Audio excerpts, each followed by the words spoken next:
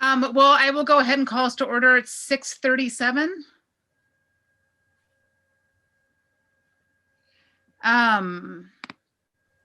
All right, first item is citizen comments.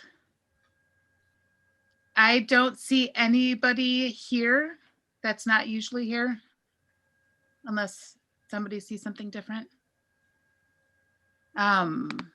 And that brings us to the minutes, which I haven't gotten a chance to read. We all just got those a little bit ago. So I say we table those till next week. Have you gotten them?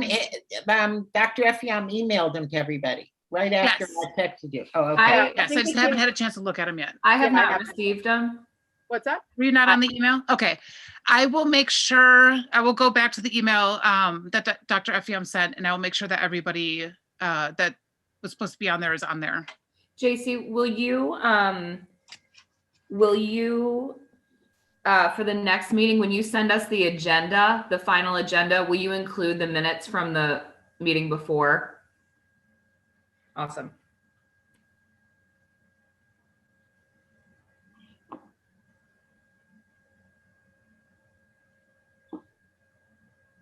Okay, sorry. If I don't write it down, it won't get done. Okay, so that brings us to our old business of going through the equity policy, which includes the charter and the lens. And I did include a copy of that when I sent out the agenda.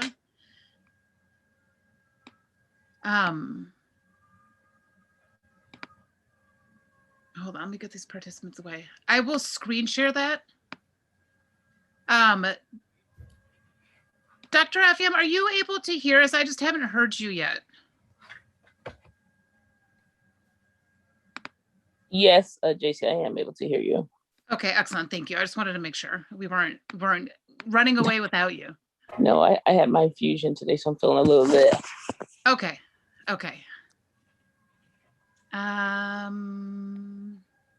Hold on, I'm sorry. Let me find this real fast.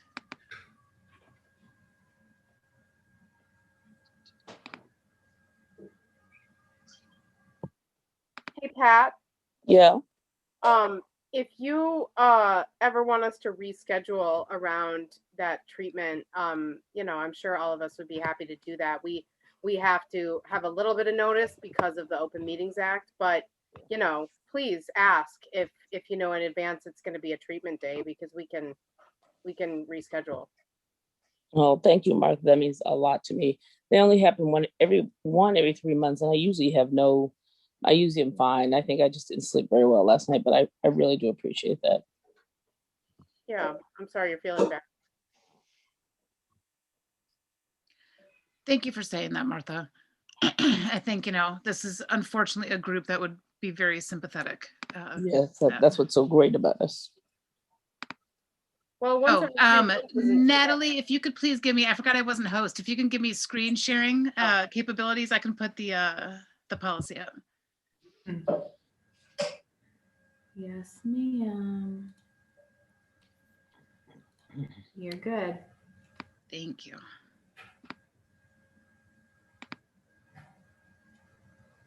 Okay.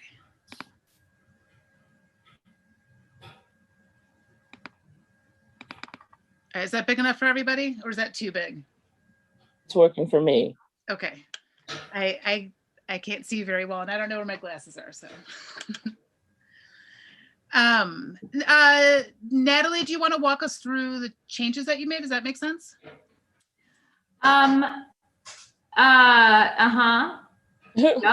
Yep. I don't know all of them because I was doing them as we discussed them last time. Okay. So in like, for example, in the statement, we took out a line about it being because it's the right thing to do, something. So I deleted those. I fixed, I edited words and whatnot as we talked through it. So that stuff is just all there. I guess the biggest thing to draw attention to is the equity lens at the bottom. You know, I listened to our conversation and took the notes that Elaine had brought up and tried to kind of reverb the first couple of questions appropriately. So I highlighted it here. I think this is what we really need to discuss tonight. If there's more edits that you need done, I'm happy to do them. Just tell me what they are. But this is where I landed after our last discussion.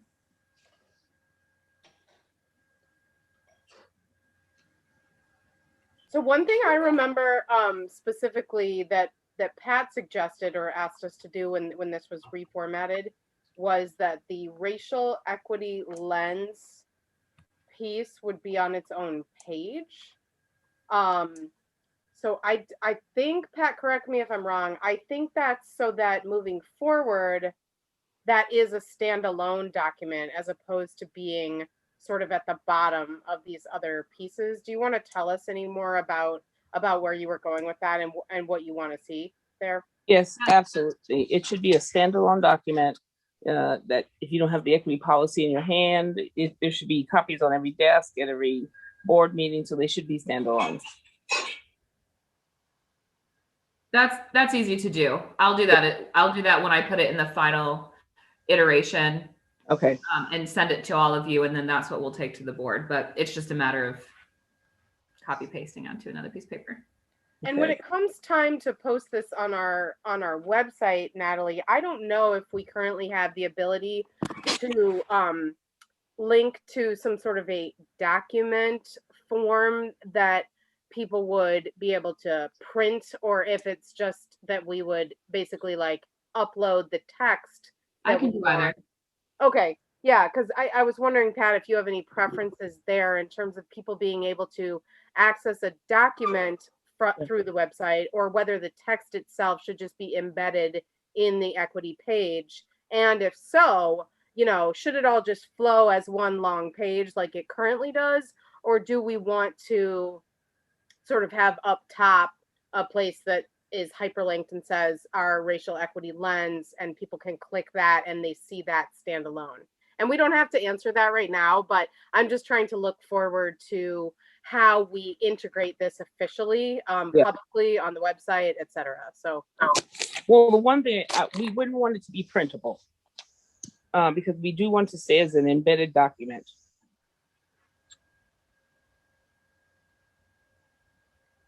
Okay. That's no problem. You don't want it to be printable? Correct. Okay. And so it can be part of that just flowing text of the equity page of the website? Yes, that's correct. Okay. And Martha, just so you know, I won't put that up until it's passed by the board. So once that's done, then I can do that. It's easy. Okay. Yeah, I figured. I just thought we should probably have sort of the formatting and, formalizing a discussion all at once. And I wanted to make sure that I understood what Pat was saying last time.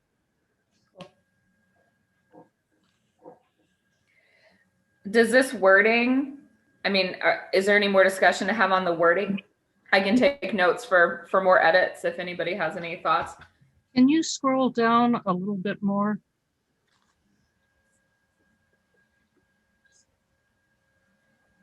I think that there is something that was omitted or changed in after numbered paragraph 8.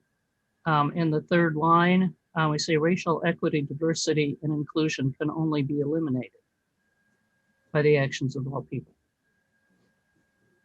I think something got left out there. We're not trying to eliminate equity or diversity. Oh, that's a good point. Yeah, Elena, at first I thought you meant something changed from the other document, but I have that one printed in my hand, and that line is actually the same from last time. So, is there? I think instead of eliminated, maybe it should just say achieved. What was that, Elaine? Achieved instead of eliminated. Yeah, there you go. Okay. Cool. Is that, Pat, is that something that you wrote? Is that section something that, because I'm just wondering if we meant to have a statement about eliminating something, or if we meant to have a statement about achieving something there. No, it's absolutely fine. I don't remember where I got it from, if I wrote it myself or not, but achieved is a better word. Pull this up. Elaine, thank you for catching that. Sure. I think last time we didn't get to all the way to the end in terms of our discussion, so. Right, right.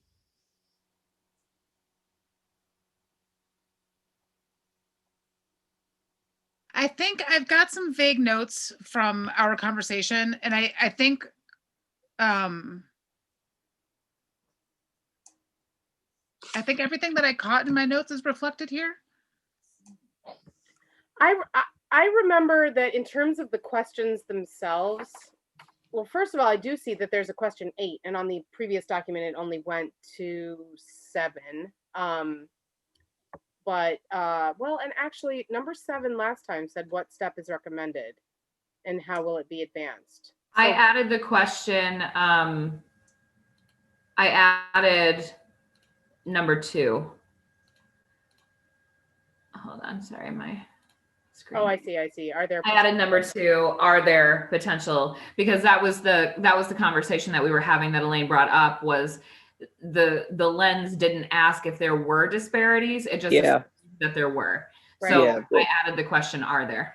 Okay, and to be a bit more like concise there, if people agree, it's not a huge change, but you could start out by saying, what are any potential disparities, blah, blah, blah, instead of having a follow-up question be, if so, what are they? Because it's just a bit unnecessarily wordy, and the whole reason we would be assessing this is because there's quite likely a potential of disparities there. So it's not really, are there any? It's like, what are there? Do you understand what I'm suggesting there?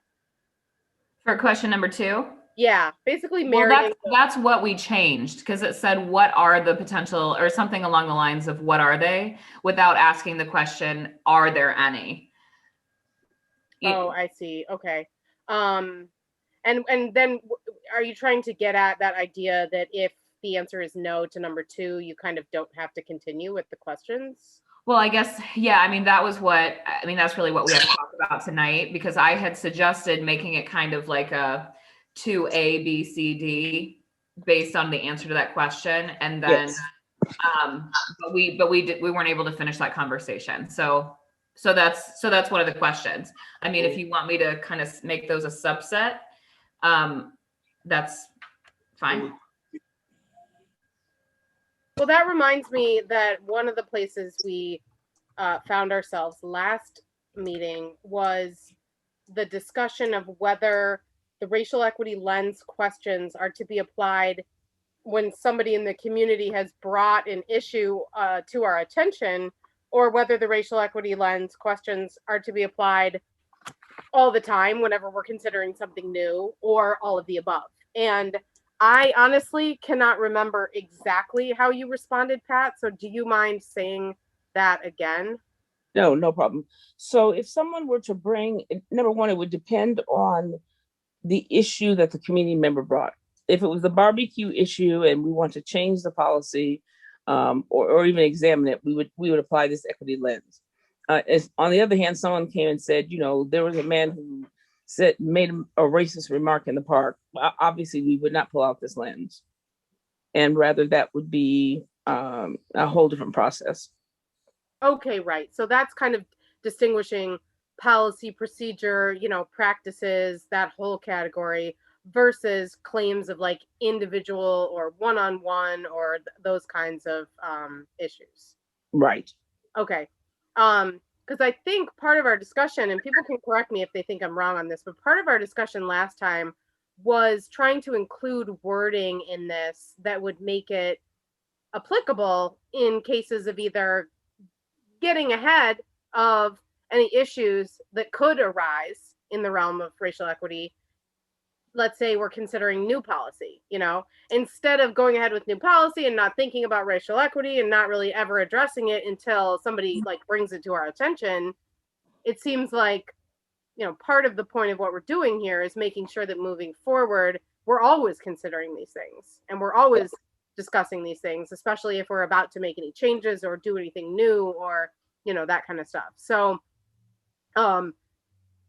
that's all I'm saying, is that if there's any changes to the wording that we think we should make so that it is as broadly applicable as possible, broadly usable as possible, but I don't see anything personally that needs to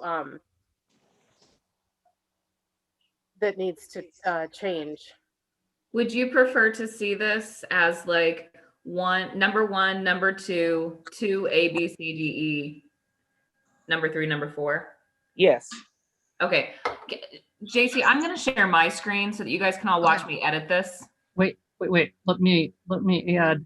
I see why you would want to put it to A, B, C, but I think that it's helpful to be asking all of those questions when something comes up, whether or not the threshold question is yes. The threshold question, are there potential disparities?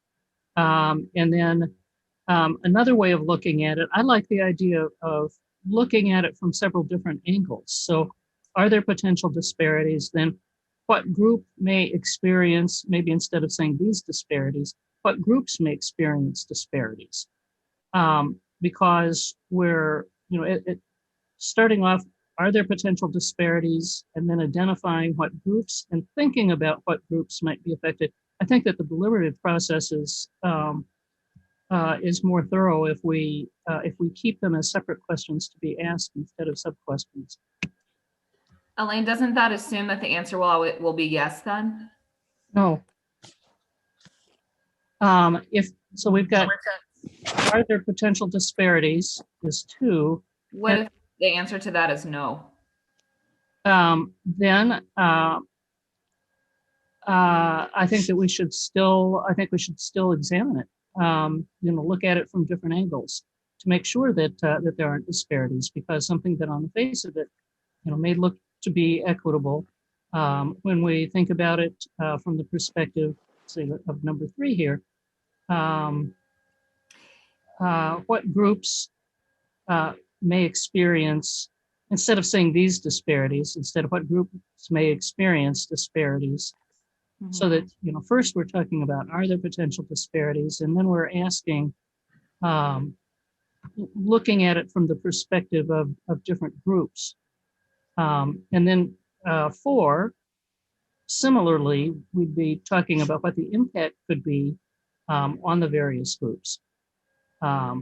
But instead of loading all of those into the second inquiry here, paragraph 2, it seems to me that looking at it from all of the angles that are suggested by these paragraphs, I'd recommend that we keep it in the form that it is.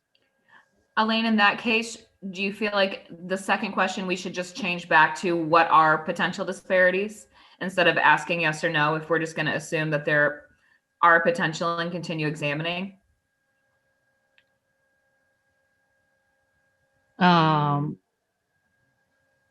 I tend to like it the way that it's framed. I think it's a good sentence. I think it's the third paragraph that needs a little tweaking. What groups could experience such disparities?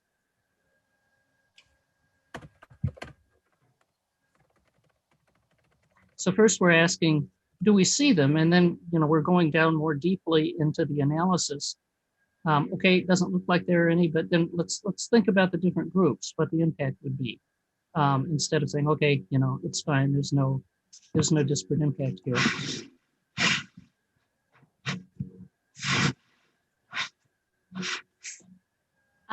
For question number 4, how might the policy, practice, program, or decision affect the groups? How might it be perceived by the groups? I'm wondering if instead of us trying to decide how it might be perceived by people that we don't represent, maybe we could change something in that language to talk about impact and intent. Does that make sense? It does. I do think, going back up to number 3, which will speak to some of that, mm-hmm. where the question, are they at the table? Mm-hmm. Have they been engaged in this process? Mm-hmm. Or have they been contacted? Or something along those lines. I should change, are they at the table, to have they been engaged? Yes. Have they been engaged in this process? Yes. Natalie, I'm going to give you the screen back so you can do this. Awesome, thank you. I was going to bring up that part too about are those groups at the table, and if not, why? Because if they're not, obviously, yes, asking why not and answering that question is a natural next step. But if they're not at the table, going ahead with those questions without them does presuppose that we're in a position to be answering all of those questions without, like, for those people, like you said, Natalie, like representing them, answering for them. And that's not ideal, you know. And obviously we're in this like hypothetical discussion right now, so we can't totally figure out exactly how we proceed when the time really comes. But ideally, you know, how might the policy affect them? How might it be perceived by the groups? You know, the groups themselves who are affected ideally would be answering those questions, not us, at least not us alone, you know. And again, does the policy practice program, you know, improve, worsen, or make no change to existing disparities? Please elaborate. Does it result in a systemic change that addresses institutional racism? Again, just ideally, it's not us like by ourselves answering those questions. So, Correct.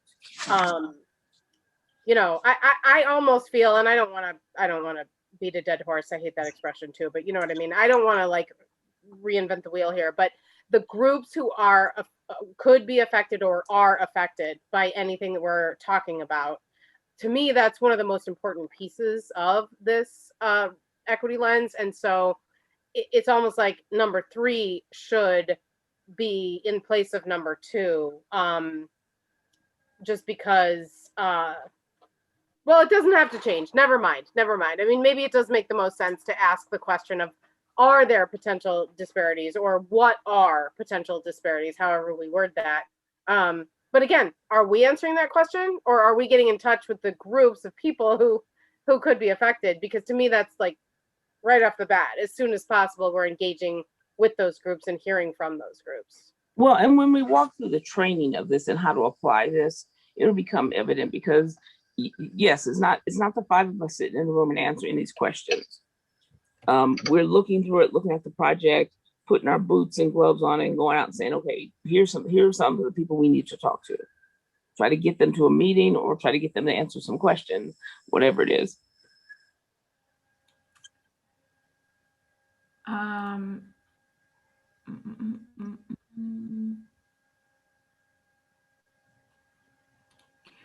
I'm just wondering if it's, how do you guys feel? So these questions that have multiple questions in them, is it okay if I make them like, is that okay? Hold on.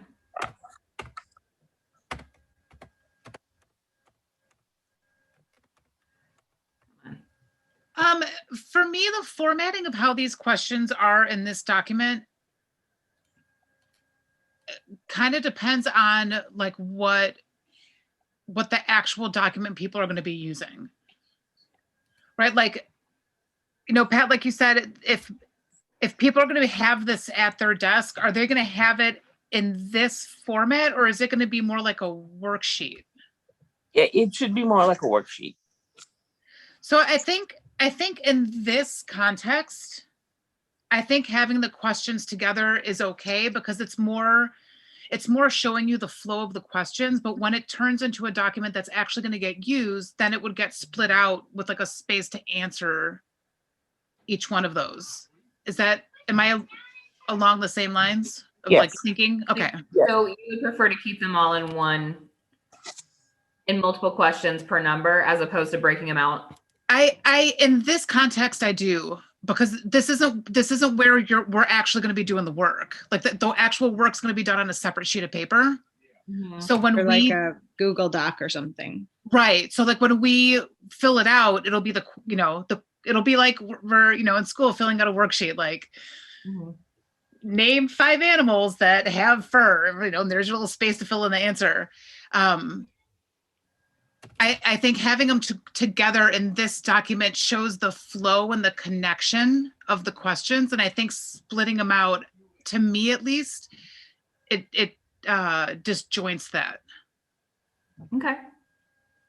right? Like this is the document that people are going to read to make sense of the equity lens. There'll be a separate document that people within Ridgeville in the moment will be using. I hear you. I agree, and I tend to like organization, like subpoint A, B, C, and usually. But I will say that when you started to edit that, it started to look more complicated that way.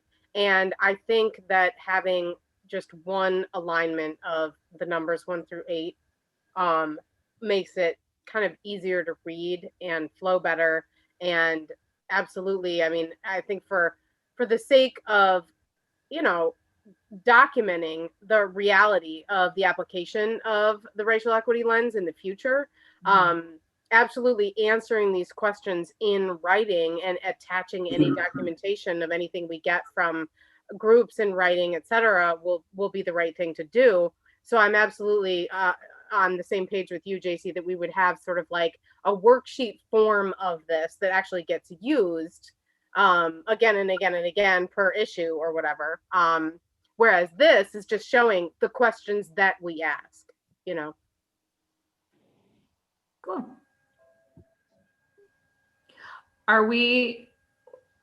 Where did we land on number 4? Are we going to leave that wording the same because we changed number 3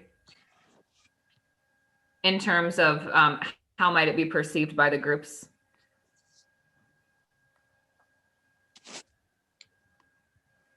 Do we want to say, how does your group perceive it? Yeah, I mean that's in line with the again, the ideal, which is that we're actually engaging with those groups and they're helping to answer those questions. Is there any rice? Yeah. You want some? Yes, please. And also, we could use wording.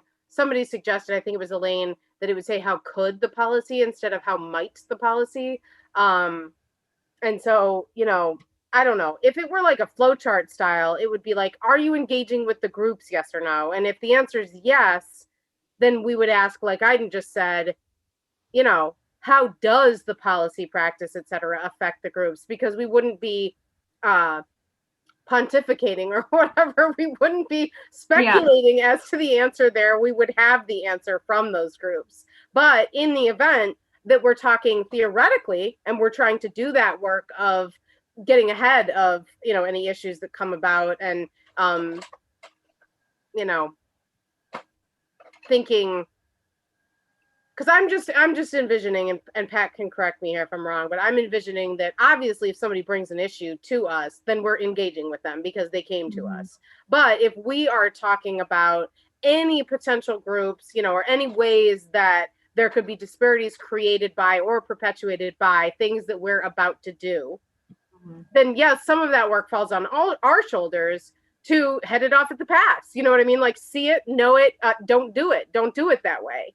But we're not always going to be able to answer those questions. That's an unrealistic thing to expect a bunch of white people to reach some point where they then have all the answers of how their policies affect people that are different than them. You know what I mean? That's not something we're going to be able to do or should try to do. I think. I don't know. Yeah. I just I don't know why that question bothers me so much. I just feel like we should be engaging if there are disparities, if there could potentially be disparities. And the question, have we engaged whatever groups that these affect? If the answer is no, I don't know that we should decide or perceive. I don't know that we're in a position to perceive how other groups might feel unless it's coming directly from them. So like, and also if somebody's bringing us an issue and we're going through this lens and we say, how might it be perceived by the group? And we decide that it could be perceived very badly, but then in the end, we're going to end up recommending to advance it. That just feels weird to me, right? Yeah, and that's not a question for us. It's a question for the other. So some of these, it's not our job to answer these questions. It's our job to pull out the lens and sit in discussion with the other.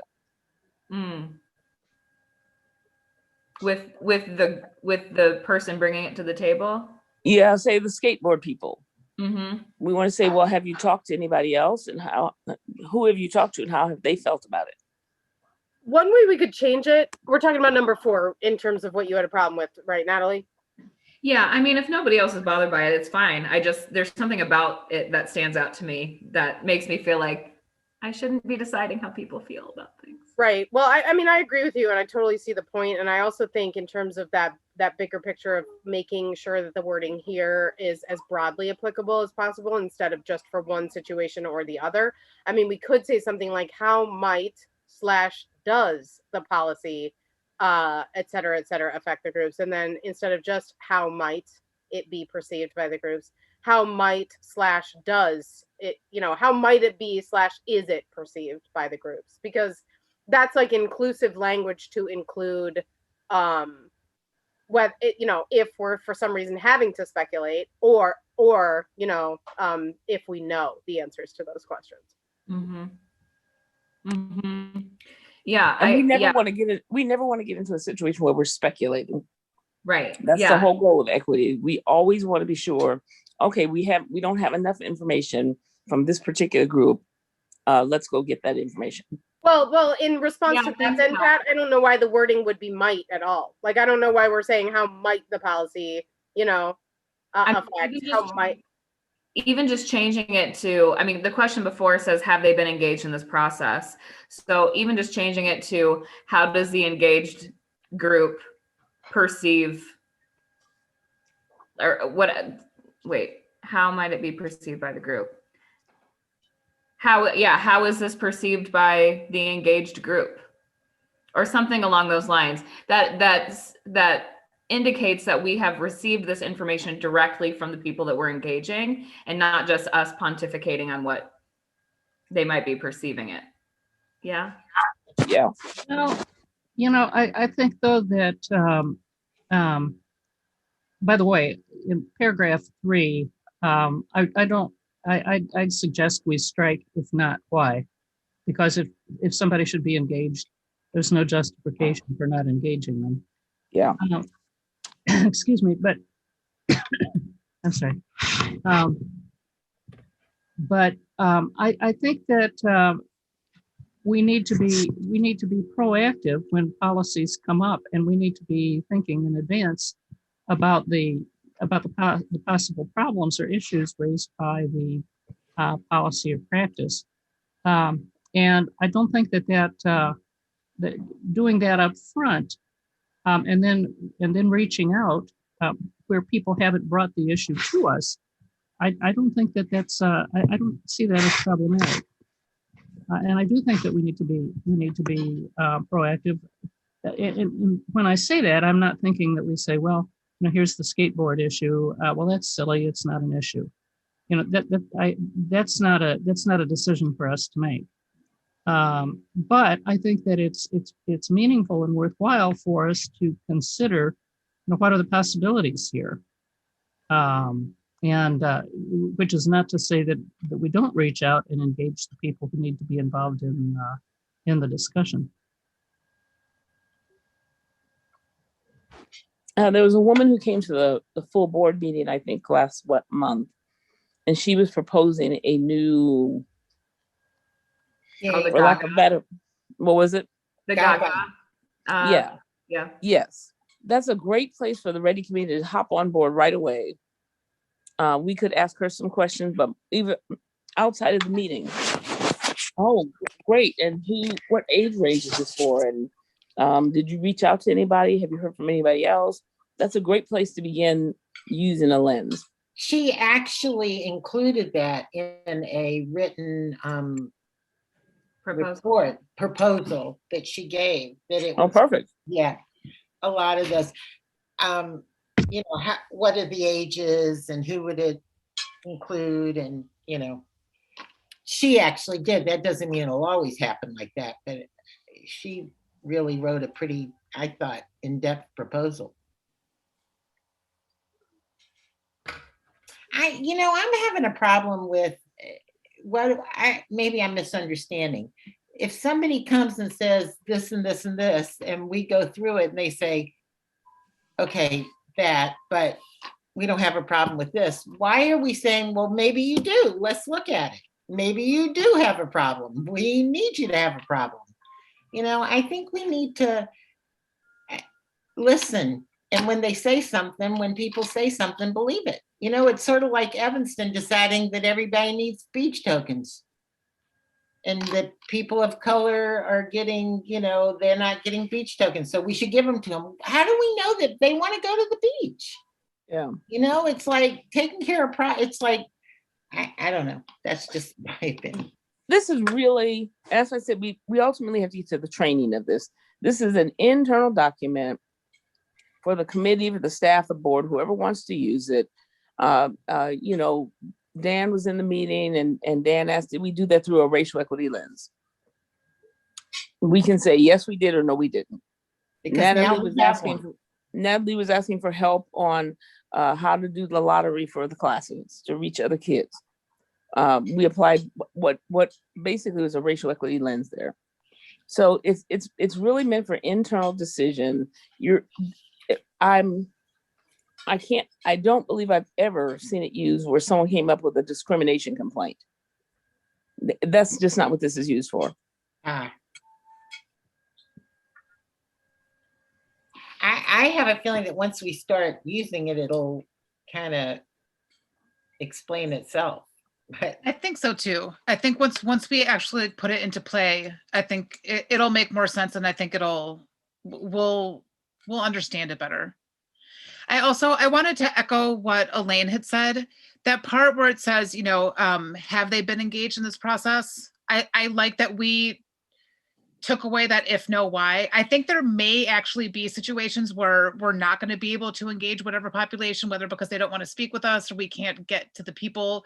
But that's going to be like unique situations that I don't necessarily think need to be a part of like the formula, so to speak. But with that being said, should we change it to how have they been engaged in the process? Yes, Yeah. Absolutely.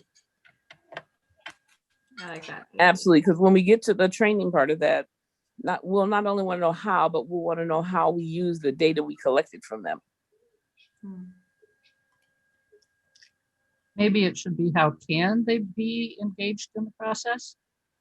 Because when let's say that something comes up, there's an activity or something that has just come up, and we start. There are different stages of this deliberative process, and so when it first comes up, they wouldn't necessarily have been engaged yet. There's a proposal that has come up. We're thinking about it. We're looking at what the possible implications could be. And then we need to reach out and engage people in the discussion of the process. But it seems that we're looking at this at various points in the deliberations. When it first comes up, then what are we thinking? Once it's come up and we start thinking about it, then how are we engaging people in the process? Right. What are they saying? What are they bringing to the table? What data do they have? Et cetera. But when it first comes up, I think we should be proactive. Agreed. I think it is proactive. I think that by the time we're asking these questions, they have been engaged.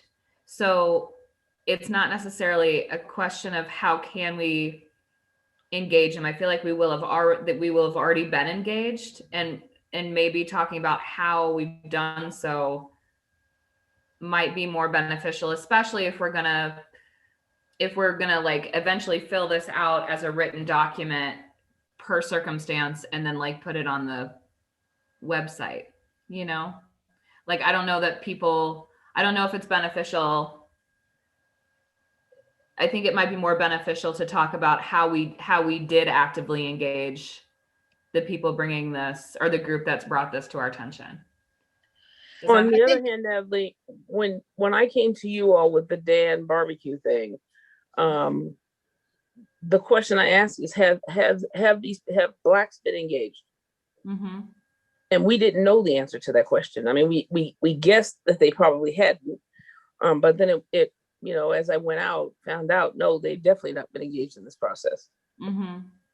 So I think it could be either or. And like I said, I think we might be overthinking it because, as we go along and go through it, there will be follow-up questions to be asked in each of these. Mm-hmm.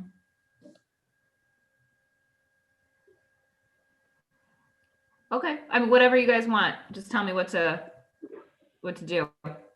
I personally feel like that question is how have they been engaged in the process includes, right? Like part of that process is going to be trying to figure out how we do that.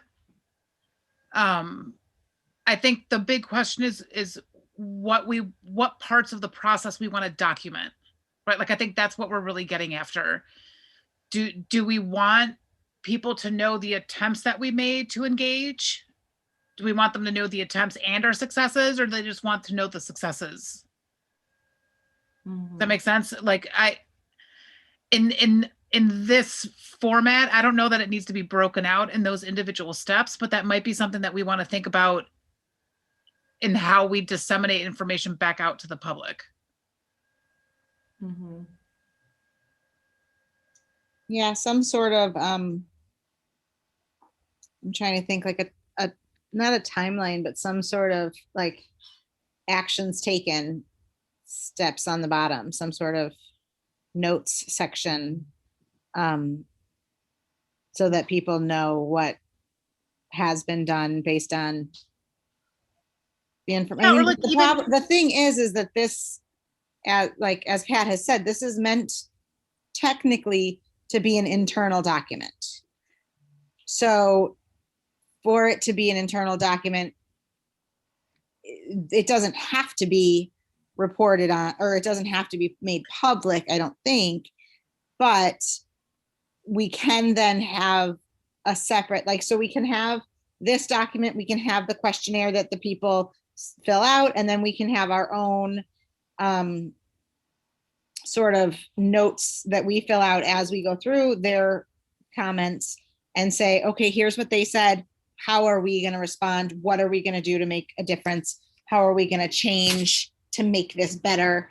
And then we could that's how we could respond to the community and say, as per this, the equity lens, this organization or this group of people had concerns with XYZ, here's how we're going to address it. And then here is how we can be held accountable, or here's at this point of date, we will readdress to make sure that we have met those goals. I like that for planning and that like accountability.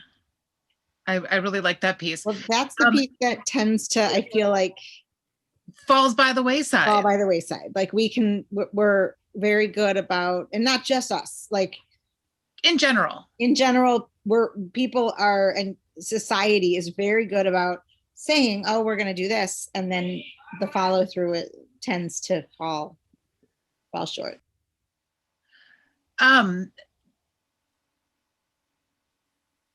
I would love to take a stab of whenever we get to a point of putting it into a worksheet form, I would love to take a stab at that. I think I have like a good visual of what that might look like at some point whenever we're there. Take a stab at what, JC?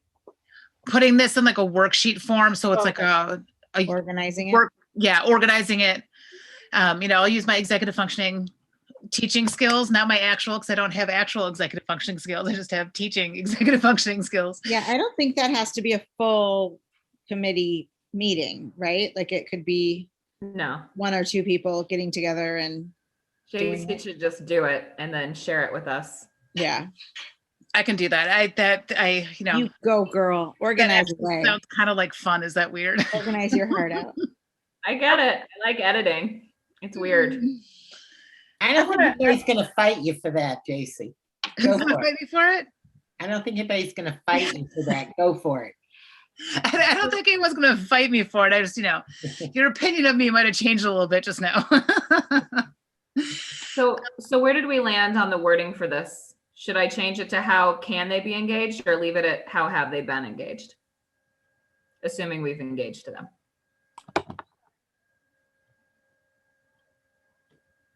I like have. I think it works. I do too. I think in this context, I think have.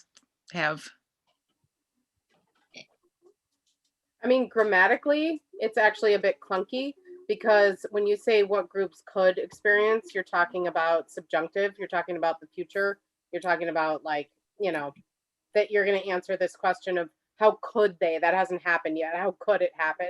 And then to go from that to how have they engaged is literally like past. Although to add have instead of how were they engaged can imply that they still are. Like how have they been, meaning they still are as well.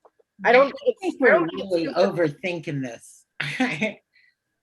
Well, the reason I think it's relevant actually is that not to just be, you know, a grammar snob or anything, but because of the fact that we need to like envision what the timing is for filling this out. So maybe it's a good time to answer that question. Is this something that gets filled out over whatever length of time is necessary to be working on this issue?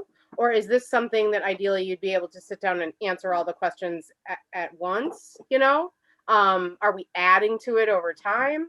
And to Aiden's point, I mean, using this document internally, of course, that makes sense. But we have to remember that we can be FOIA'd for anything at any time. So if we are recording our processes of dealing with racial equity issues, which we should, first of all, and second of all, we have to know that absolutely could be made public at any time.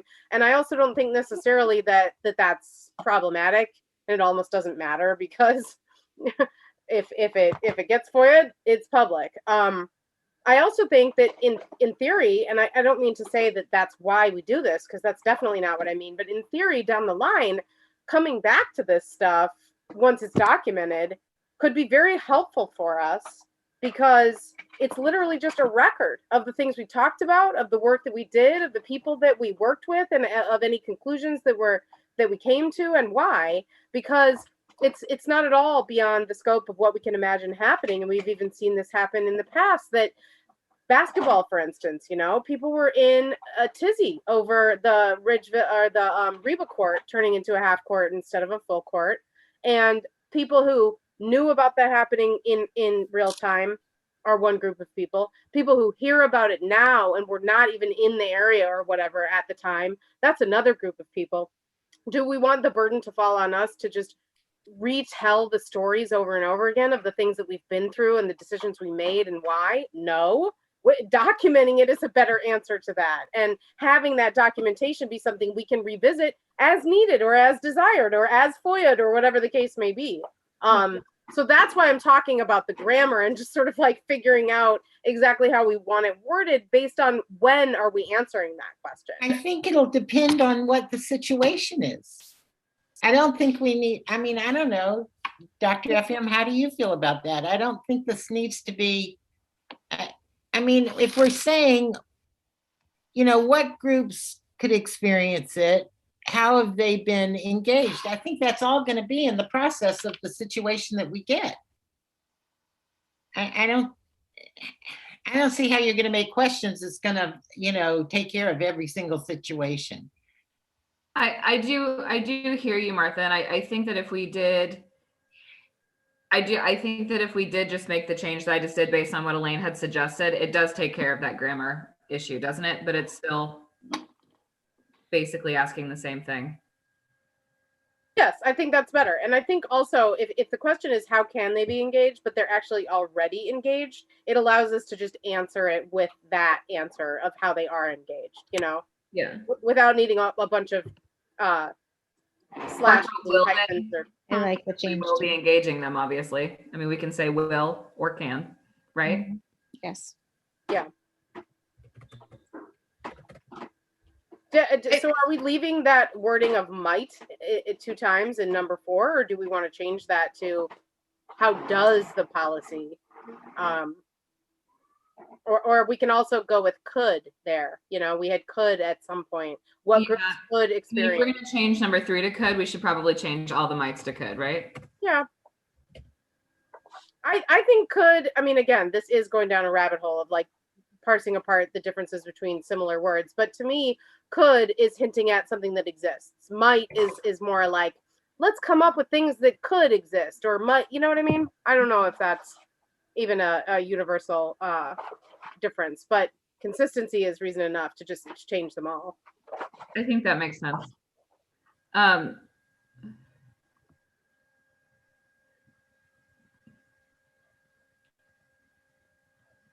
Number 5, the first part of that question, does the policy, practice, program, or decision improve, worsen, or make no change to existing disparities?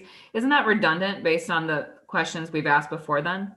Like, I feel like the second part of that question, does it result in systematic change that addresses institutional racism, is the most important piece of that question that hasn't been asked yet in the above questions. I guess, again, I like the approach of having a variety of questions so that we can be giving thoughtful consideration to the potential problems of a program or policy. I agree.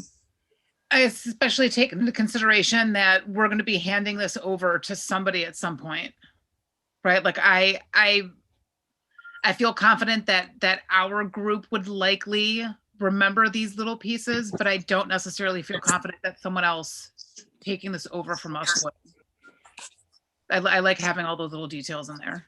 Right. I agree with everything everybody said, and I just want to add that particular question actually gives quite a lot of potential to this lens overall to encompass a whole lot bigger of info and question answering, because the policy, practice, program, or decision might not inherently have anything to do with racial equity, and yet we have to consider how those two things relate to each other and affect one another. And if ultimately the policy, practice, program makes no change to existing disparities or improves or worsens, it's good to just answer those questions so that we know where we fall on that spectrum of worsening, improving, making no change. Hopefully, obviously, we're going to be in a position where we're improving, but if that's not the case, I think this question helps answer that question and document it. I'm not quite sure that we'll be able to change it once we see an answer we don't like. Some of that's context based, and that'll come, when things are real. Well, if you just throw in the barbecue question, does adding barbecue pits to the parks improve, worsen, or make no change to existing disparities?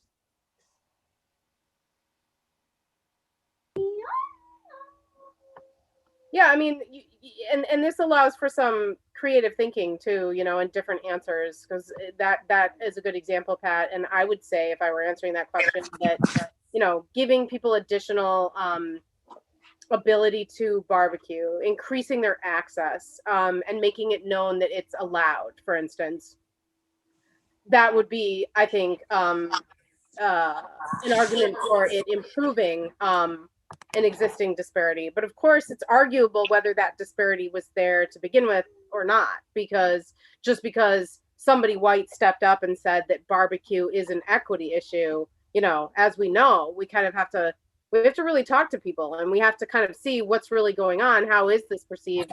How's this affecting people? So.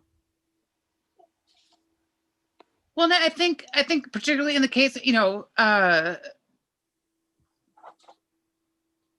my kids went to a non-Ridgeville park recently, and somebody was barbecuing, and my kids came home complaining. They did not like having the grown-ups at the park, and they did not like having the smell of the barbecue. Right. So like in some situations, it's not just going to be one answer. We're not just going to be talking about one group of people who's going to be affected.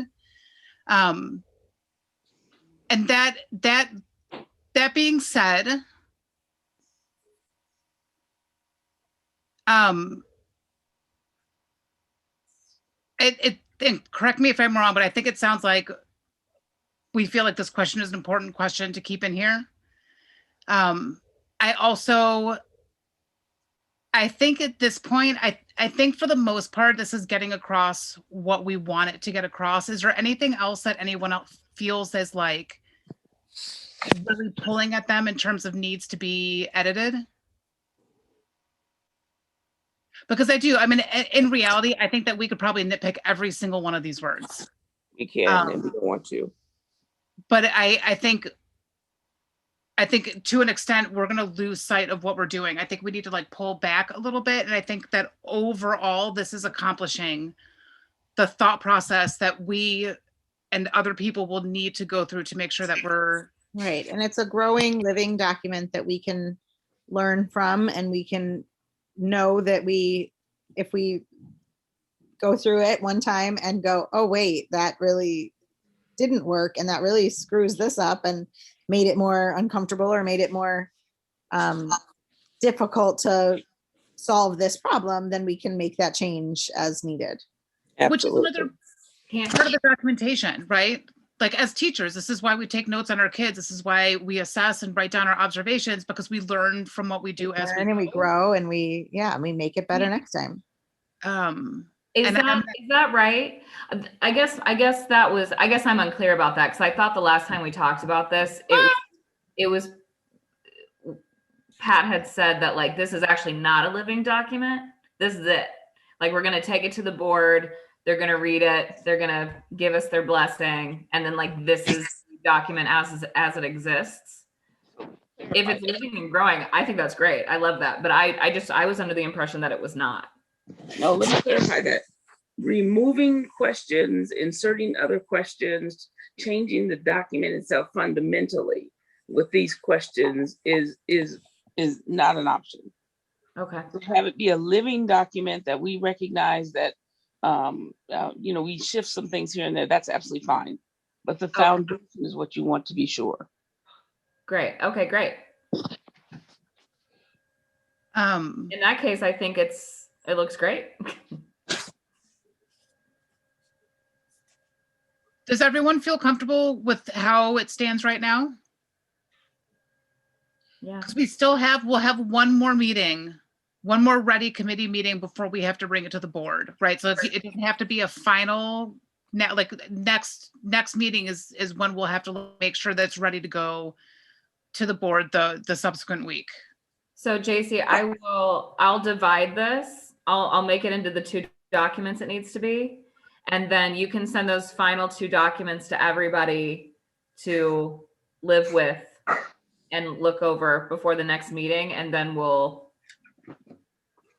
send it off to the board. Yeah, I think the last thing left is what you're doing now, at least to format it.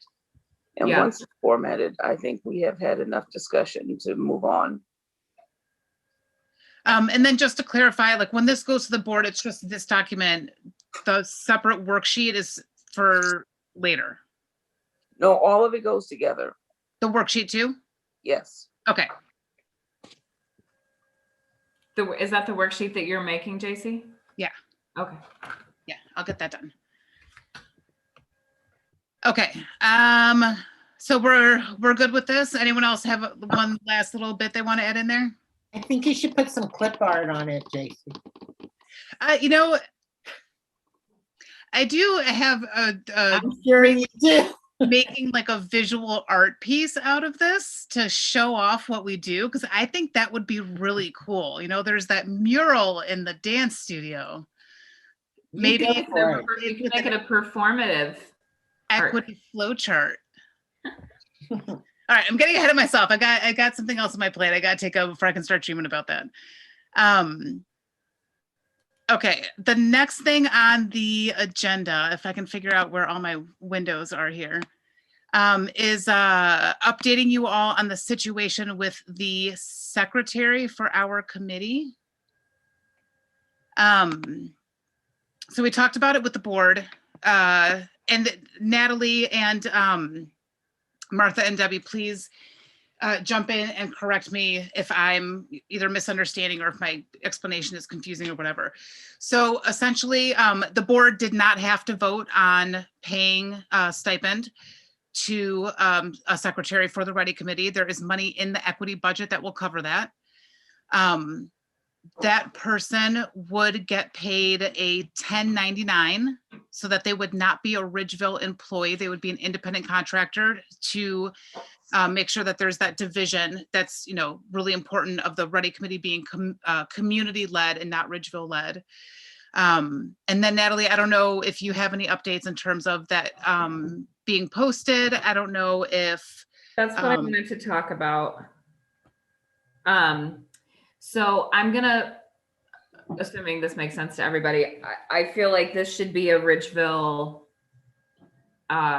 district, somebody who lives within the district. Am I correct in thinking that? If it's possible. That's not important? I said, if it's possible, if someone in the district wants the job. Yeah, but it's not required. Is that what I'm hearing? I would put it as priority, but if we don't get anyone within the district, then I would take someone from without. Okay. I'll post it on Facebook like I do and send it to all the local, like we just have this running email list of like local churches and organizations that we always send job postings to. Was there anywhere else that you all felt like I should send it? I'll now put it on our website.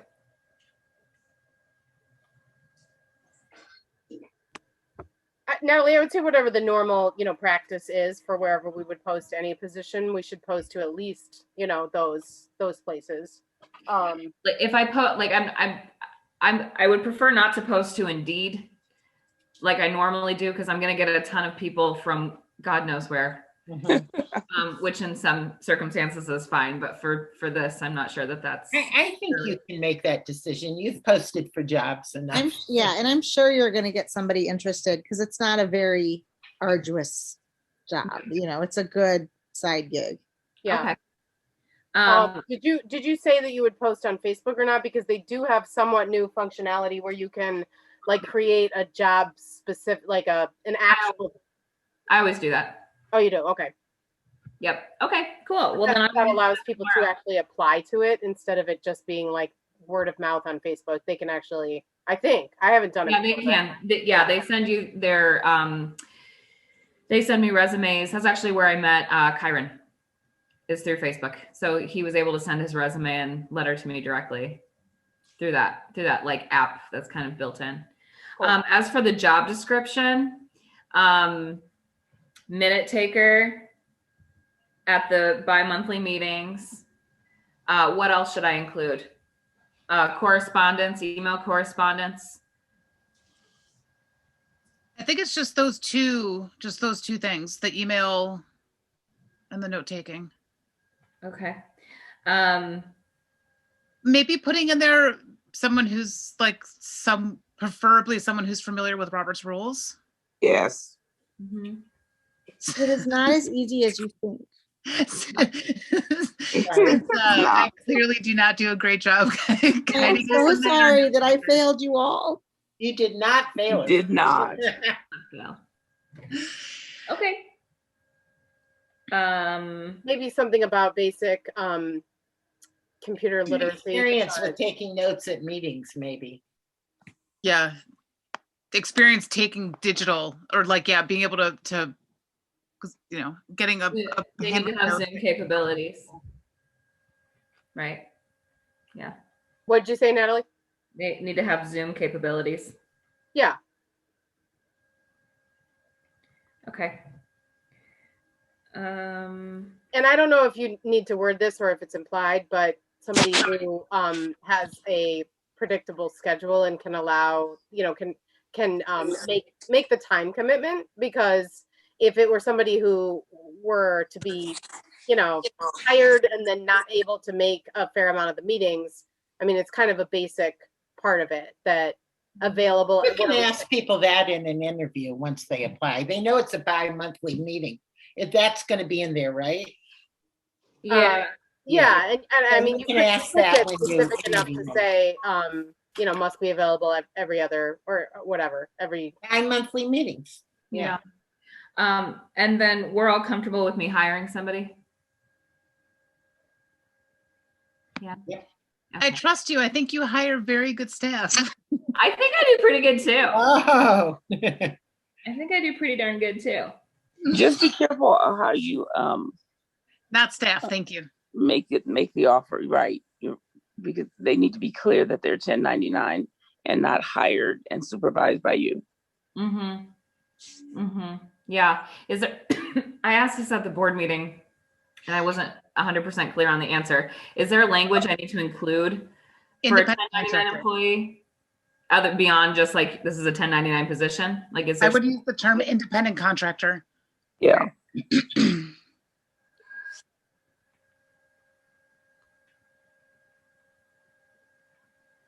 Okay. And follow up in an interview, obviously, so that they understand all of that, because not everybody has a good frame of reference for which jobs are W-2 and what a 1099 is and all of that. So Yeah. just making sure they get that part. That they get that and why it's important for the REDI committee. Like, you know, whoever comes in, I want to make sure that they're coming in understanding that like they hold a special role, and that in a sense are holding us accountable, right? Like they're the ones taking our notes, they're the ones not attached to Ridgeville, Mm-hmm. a part of reporting what we're doing. Mm-hmm. Okay. Cool. Got it. On it.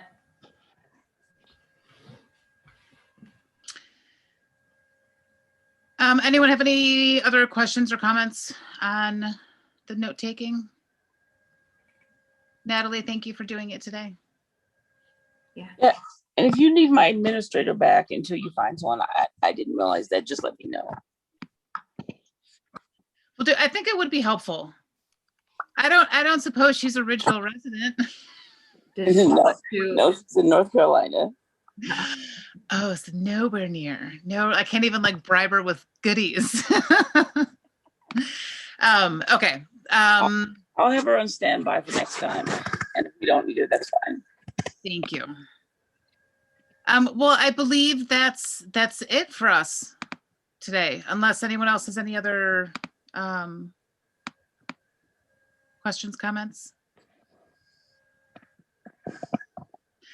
All right. Well, in that case, I move to adjourn at 7:44. I second. And I guess Natalie could roll call the vote to adjourn. I got it. JC Herman. Yes. Elaine Siegel. Yes. Iden Nolan. Yes. Debbie Braun. Yes. Martha Gaines. Natalie Salee. Yes. Looking close to on time too. We did not too bad. At 7:45. Okay. All right. All right. Thank you, everybody. Bye, everybody. Yeah, thank you. Good night. Thank you, everyone. Yeah.